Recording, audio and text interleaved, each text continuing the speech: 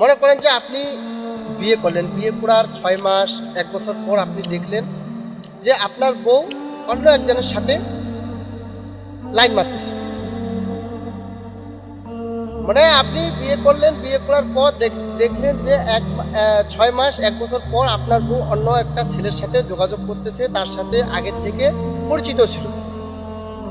তারপর হঠাৎ করে মনে করো যে আপনি বুঝতে পারলেন যে আপনার বউ অন্য এক ছেলের সাথে কথা বলে, তার সাথে যোগাযোগ করে, তার সাথে মাঝে সাথে ঘুরতে যায়।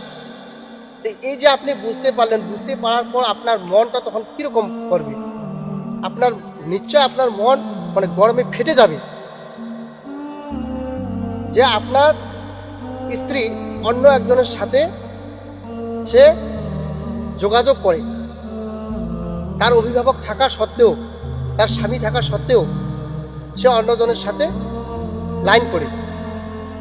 যে এই যে আপনার মনটা এরকম গরমে ফেটে উঠলে এটা দুনিয়ার বুকে। তাহলে এই যে আল্লাহ পাক এত সুন্দর করে, এত মায়া মমতা করে আমাদের এই পৃথিবীর বুকে পাঠিয়ে দিলেন।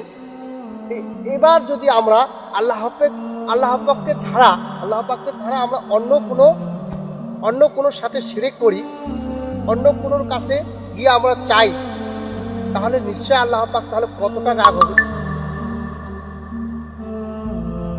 তার জন্য আমাদের বুঝতে হবে যে প্রত্যেক জায়গায় যেখানে যাই না কেন আমাদের আল্লাহ ছাড়া কোনো মাবুদ নেই। আল্লাহ ছাড়া আমরা কারো কাছে কোনো কিছু বলতে পারবো না। আমাদের মনে দুঃখ থাকতে পারে, বেদনা থাকতে পারে, যত কিছু সমস্ত সমস্যা আমরা আল্লাহর কাছে শেয়ার করব।